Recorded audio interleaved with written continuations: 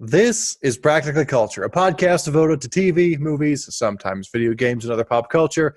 I'm your host, Logan Bo, podcasting from Lehigh, Utah, and I'm joined as always by the one, the only, Bob Caswell in the Bay Area. How are you, Bob? Hey, doing pretty well. How's it going with you? You know me, just hanging out. Nice. Welcome to our main show. This week we review The Sisters Brothers, and we have the usual mini reviews and weekend picks. If you like what you hear, look for us in your usual podcast app, on YouTube, and at practicallyculture.com. We recommend to check it all out if you're into the show. It's TV, it's movies, it's sometimes video games. It's Practically Culture. Let's rock. Oh, man, it is good to be back, Bob. So I got my personalized chef's coat at my new pastry cooking job with my name on the chest. Ooh, nice. Do you wear it at official. home ever? Or Feels just cool. No, I mean, honestly, since the hotel has like a large laundry operation, I just leave my uniform and coat there, and they just clean it, and I just pick it up the next day. That's nice. So yeah, I guess. And I guess it's my periodic plug. I don't really do it that often, but if you wanna check me out on Instagram, you'll see pictures of it along with things I cook and my dog mostly. But whatever, it's not that interesting unless you like that sort of stuff. I think that's a great name for a blog, like Things I Cook and My Dog. Yeah, well, that's my Instagram basically. So cool. Anyway, ready to get to this? Yeah, let's do it. The Sisters Brothers. In 1850s Oregon, a gold prospector is chased by the infamous duo of assassins, the Sisters Brothers. Starring John C. Reilly, Joaquin Phoenix, and Jake Gyllenhaal. Directed by Jacques Audiard. I haven't seen his work as a director or a writer. He's French, I guess. I think it's his first English language stuff. But it's written by Audiard and also Thomas Bidegain. And the two have worked together frequently, based on the book by Patrick DeWitt. Their source material here. Yeah. Anyway, hit us with the mini review, Bob. Okay, here goes The Sisters Brothers. The thinking man's Western with lots of philosophy and introspection mixed in with outlaw gunplay. The trouble is, I found myself a bit bored with the pacing in the first half, even if it grew on me and ended satisfactorily. Let's say, I already know my rating. I'm just drawing it up for fun. It's a 3.5 out of 5 stars. All right. Well, here's my mini review. Okay. Packed with stars giving strong performances, but the story and the action seem to simmer but never quite boil. Though it does get a little better upon reflection. 3.5 out of 5. Hey, we're done. Okay. This is a strange movie, The Sisters Brothers, Bob. It is. I found it confusing, but it's confusing in that way that makes me wonder if I just didn't quite get it. And I hate when I don't get a movie. So That's interesting. I always have a little apprehension. Yeah, because confusing isn't the word that comes to mind for me. I mean, it Really? made sense. The plot isn't that complicated. I just thought it was meandery a little bit there in the beginning. Well, let's go to the confusing stuff then. If there's Okay. some juice there. I mean, I'd sort of put it on the stuff not to like, but I mean, there's some, we decided we weren't going to do a spoiler cast, and I think that's fine. Ultimately, it's not really that capital I important of a capital M movie. Sure. We'll just sort of speak about it in vague tones. But like what happens to Charlie toward the end, it's fate. It kind of sucks for him, I suppose. But what does he take from it? What do we take from it?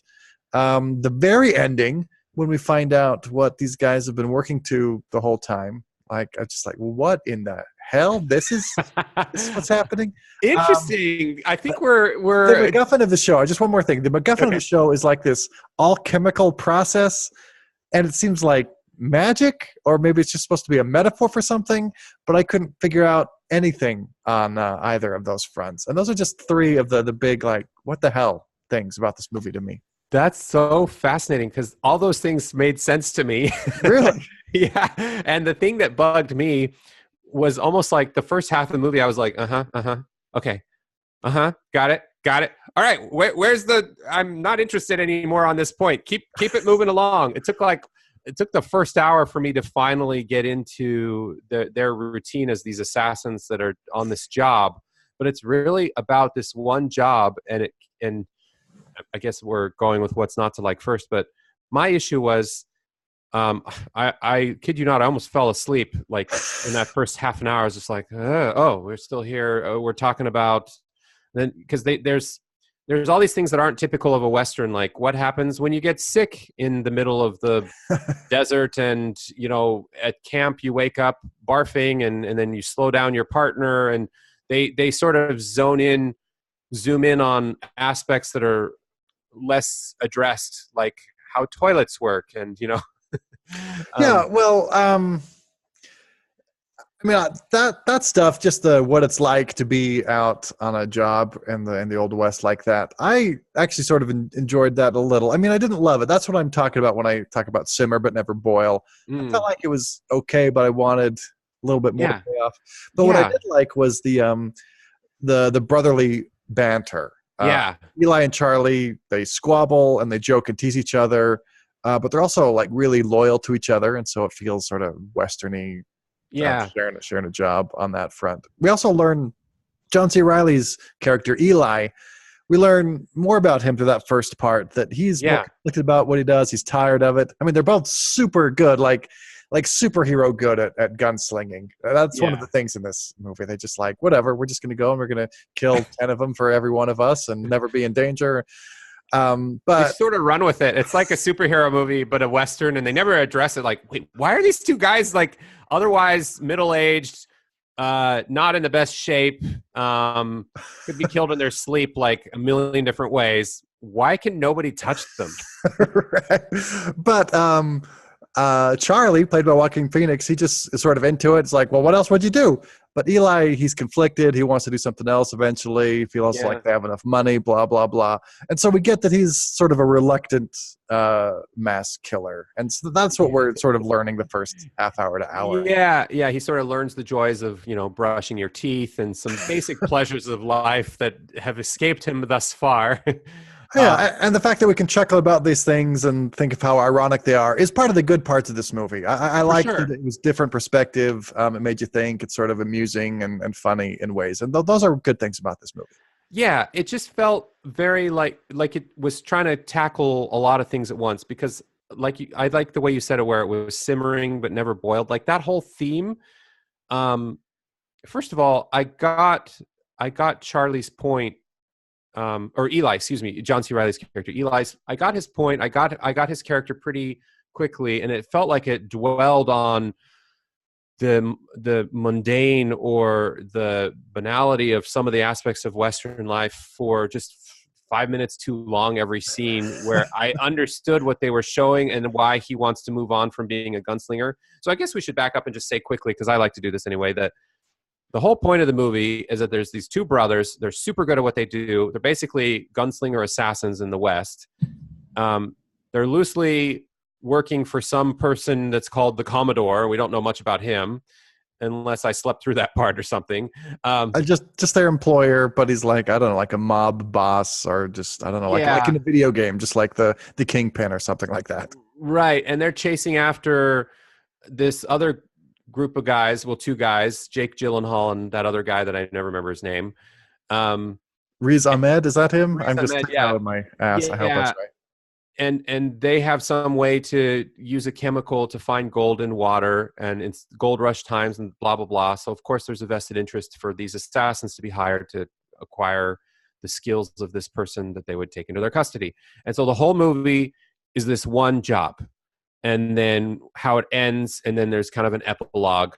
So it's not complicated from that perspective. I just said the whole story.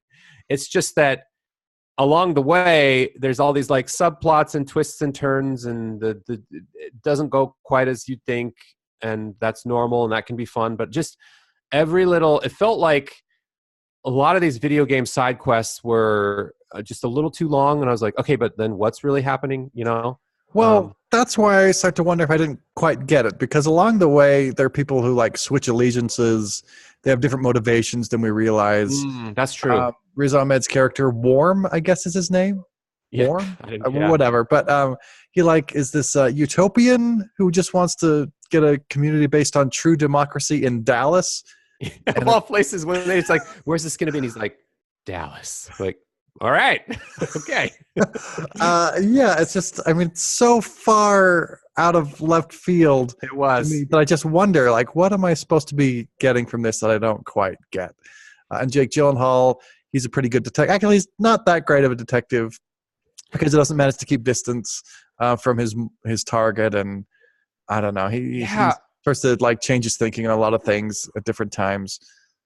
And when he's introduced, Jake Gyllenhaal's character, then we get this whole zoomed in introspection, journal writing, voiceover, and I'm like, what is happening? Why do we? Why is everything slowing down to this? Again, pacing was just not great for me. Like I felt like I could get everything.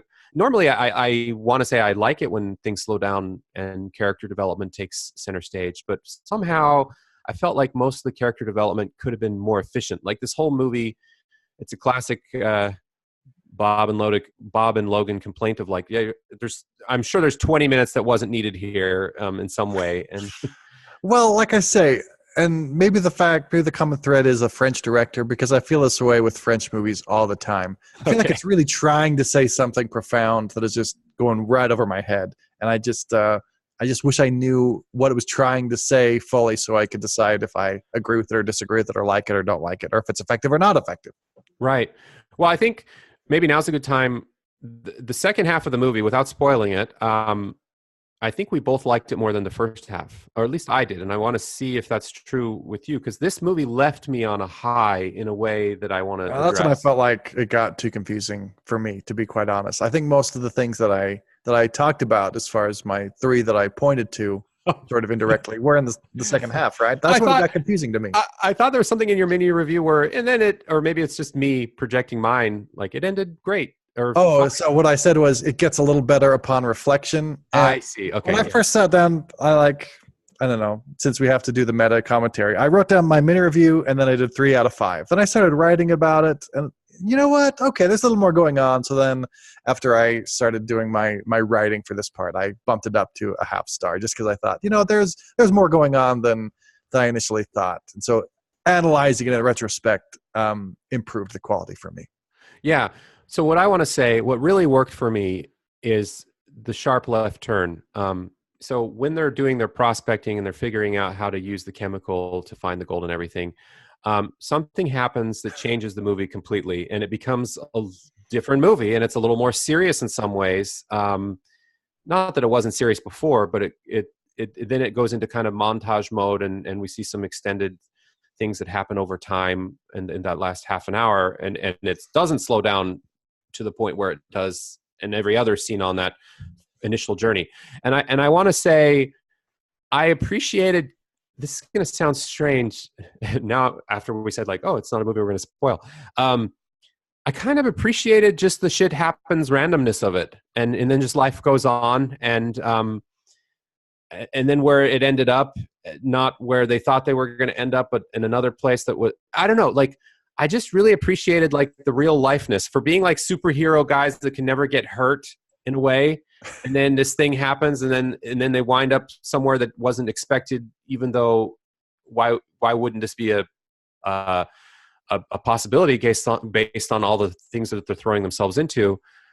I just the ending and from that scene on, maybe the last 30 or 40 minutes just really resonated with me as very satisfactory. Like, yeah, even if this is playing with some superhero rules, it's still grounded in reality. All right. I mean, I guess if it's about randomness or unpredictability, or I don't know, it's hard for me to think that that's what the story is really building to. So it's a left turn in a plot device, but also just a left turn in story. Was it really building to that? Like, is that a different movie ending than we got the first 3/4? I don't know. Maybe it was always pointing to that, but I don't know if it was signaling or pointing to it. I just liked how the movie just reminded you, like, oh no, real life is like this too. Stuff happens and then things change, and now we're going to do a slightly different movie here in the end. And I was like, oh, I haven't seen that in a while. I don't know. Maybe I'm giving it more credit than, all right. 'Cause you could. I see your perspective. Like it's confusing, and it's not. It's, if you want to just zoom out and be like, what's this movie about? You can interpret it a lot of different ways, I suppose. Well, so yeah, it's something you can talk and think about, I guess, is what we're deciding. But ultimately, it's not going to be one that we're going to remember come Oscars time, and I guess we'll see if anyone else does. Yeah, I want to say it's definitely a non-traditional Western. It still feels very Westerny, but don't let that be, if you're a fan of Westerns, this is the problem, is the movie's shooting itself in the foot a little bit, because if you're a fan of Westerns, you might be a little bit disappointed because this isn't your typical Western. But then if you don't like Westerns and you're like, oh, it's a little different, well, not that different. It's still kind of a Western. So Sure, and because it's about horses and six shooters and whorehouses and drinking too much and gold rush and all that sort of stuff. Yeah, all that stuff. Yeah, I enjoyed it.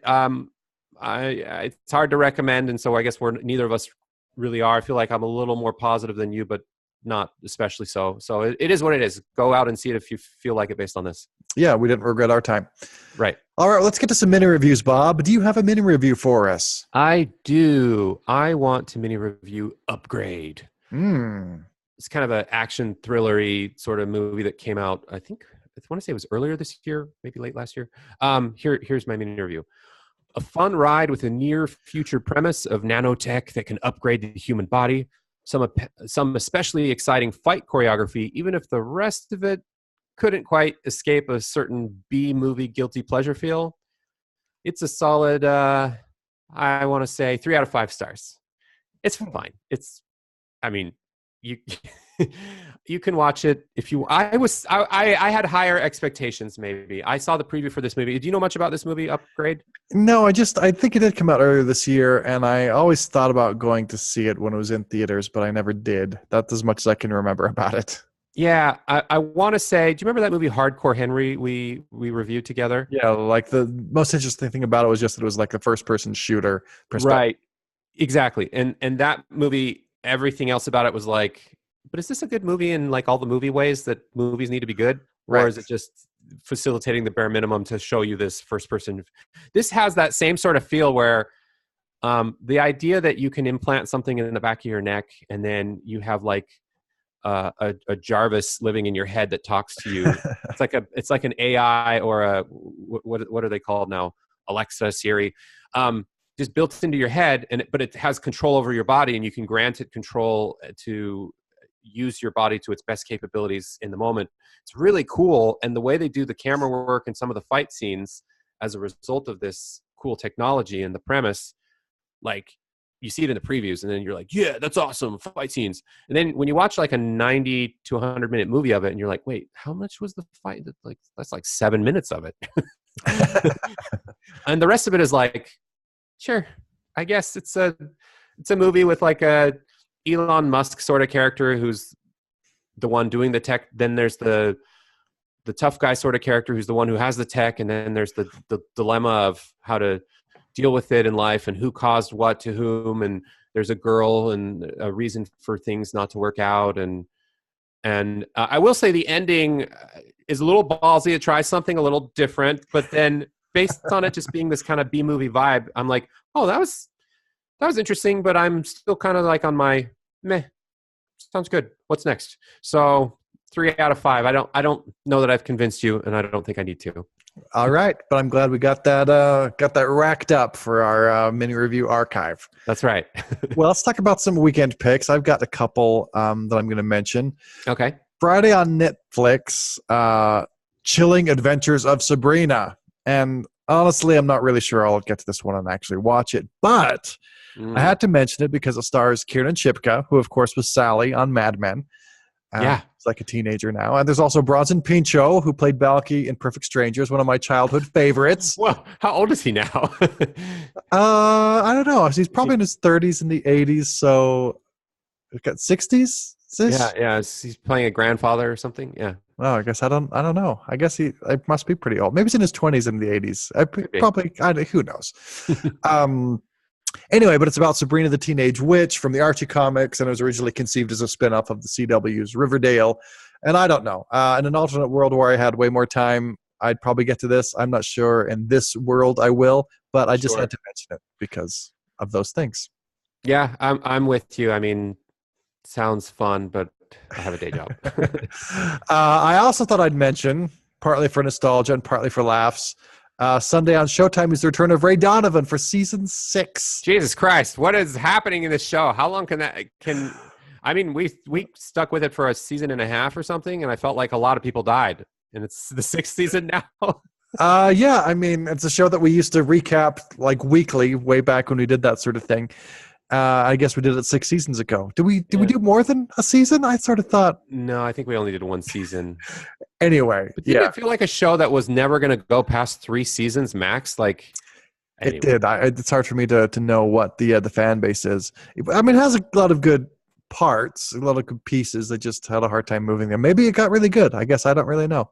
Right. Liv Schreiber is, watchable, but it never clicked for us. But I think of it fondly from our old days, I guess 6 years ago. But anyway, if you have stayed with it, our dear listeners, it's back this week, so keep watching. Yeah. All right. Anyway, that's TV. Let's get to movies, Bob. What do you have for us? All right. Here's the thing with movies. I know we've been talking about how it's the season of movies and stuff, but it doesn't feel like it that it's that way this week. The other thing I'll say, Logan, that I think is worth mentioning, even though it's technically not movies, Red Dead Redemption 2. Actually, it's the bigger release than all these movies combined. So let's just take 2 seconds to say Red Dead Redemption 2 came out and the world is orgasmic about it. And now Bob's dilemma is, how soon does he start? When do I start playing this game? Because I'm in the middle of Assassin's Creed Odyssey, which is still going to take me another 30 hours or so to finish, which is a couple weeks out. Wah, first world problem. But I want to play Red Dead Redemption 2, but it'll probably be some time before I get to it. But I want people to be aware that that's the thing that's taking the world by storm right now. I have a quick question for you, Bob. Have you already bought it? Yes, I have. Oh, so if I were to get a PlayStation 4 and buy it, there's no talking you into playing on PS4? No, because I've already seen articles that say this is actually a shining example of how the Xbox One wins in a small way for this generation, because it's much better. It's one of the few games, since there is no PC equivalent and it's exclusive to consoles, and Xbox is better than PlayStation by enough of a margin where games are pushing the limit and you don't have a PC. This is the use case of one where that matters. Well, wait a second. So if you wanted best graphics, how come you don't play more games on the PC? Because I'm just teasing you. Okay, it's fine. But I'm saying if you eliminate the PC, that's why I'm being kind of facetious. I'm like, this is the one game where but it also happens to be the biggest release of the year that everybody is talking about. So it is to Microsoft's advantage. Their platform is getting a little bit of a boost because of this. Anyway. I'm just saying, with that reasoning, you should modify your behavior in other ways. So it seems like post-facto reasoning. For every other game, yes. But for this game, this is it. It's on Xbox as the best experience. So there's that. But I'll get to it in a few weeks. Other than that, we have some movies. So we have Johnny English Strikes Again. This is Rowan Atkinson returning to this character he created, which is like a spin-off of Mr. Bean. In a way, I want to say it's like a spy movie parody type thing. We saw the first one of these. I didn't. Oh yeah, I mean, it was forgettably fine. It was probably a 3 out of 5, maybe 2.5. I would say it's probably 3. But I'm taking it that you're not interested in this movie. I'm not. Yeah. Okay. So next up is Hunter Killer. We've got Gerard Butler doing his American accent out of the side of his mouth, and submarines and Russia and stuff. Gary Oldman, Common. If I just keep saying words in that tone, does it make you interested? I have a tiny bit of interest because I like war movies, although, as we talked about with First Man, there's like reality-based war movies and then non-reality-based war movies. And not to say, or space movies, and this is the war movie version. And not to say that makes a big difference when it comes to space movies. Maybe it makes a difference with war movies. I don't know. It just doesn't look like that great of a movie. And so I'm trying to look for a reason that I don't feel like I need to see it as a war movie aficionado, but maybe I will anyway. I don't know. Those are my mixed feelings. I was like, poor to tepid. But it's called Hunter Killer, and it's about dismantling world order. I feel like it's like a shoe. It's just sort of sledged in. What's the right word? It's the Oscar movie. People are like, yeah, we don't have anything for this week. What do you got, studios? Throw in the action movie for that's counter programming is, I think, the term you're looking for. Counter programming. Thank you. because the Oscar pick of the week is mid-90s, which we talked about briefly already, which is Jonah Hill's, written and directed by Jonah Hill, his directorial debut about teenagers in the 90s. I've heard a little bit about this. People are saying it's pretty good, but it's what you think it is. It's coming of age in the 90s. Problem is that's a little contradictory because what I think it is not that good. So how can it be both? How can it be both? Yeah, how does that work? So it's sort of homeworky for me, but I think it's wide releasing, so it might be the prudent thing for you and I to do, but somehow there's a part of me that's like, but Logan, Hunter Killer. Seems more exciting, but whatever. Mid-90s might be the pick. Well, if you really want to see Hunter Killer, there's enough of me that's drawn to it that I could do it. Oh, yeah? Okay. Well, I'll keep that in my back pocket. Then we've got a true story Christian army movie sort of thing. Or maybe it's not Christian. I shouldn't say that. No, I think it is if it's the one. Indivisible. About a army veteran, chaplain. Yeah, I think it's a lot more Christian than it is army. Oh, okay. Moving on. Those movies are just like, ironically, they're kind of like horror movies for us. Like, I guess we could see them, but what's the point? All right. Is that too? I'm getting myself into trouble. That's basically it, Logan. So it's basically Hunter Killer mid-90s, which feel like polar opposites. Unless you got something you want to dive back into from the past that's on the Oscar lineup. But I was a little disappointed with our options this week. No, if you want me to weigh in, I can, but I don't really have strong feelings. I do it. I say mid-90s just because I want to make sure we've got all the Oscar movies for people to not watch by listening to Spoiler Cast in case they don't watch all the ones for Oscars homework. All right, fair enough. Well, I see that it is playing in my area, so I can go see it. And it's nice and short. It's 84 minutes, so we will do that homework for you peeps out there. Sounds good. Well, there you go. It's TV, it's movies, it's Practically Culture that go forth and watch. There's some picks for you. And that is this week's episode of Practically Culture. Join us next week as we review mid-90s, and we have the usual mini reviews and weekend picks. You can find more from us at practicallyculture.com and in your favorite podcast app and on YouTube. Like us on Facebook. Follow us on Twitter. I'm at Logan Bo. Bob's at Bob Caswell. Send us a message, ask us a question, let us know you like the show. Get out there and watch some TV and movies, people. Play some video games. It's good for you. Thanks for rocking with us. Have a good one. All right. Wow.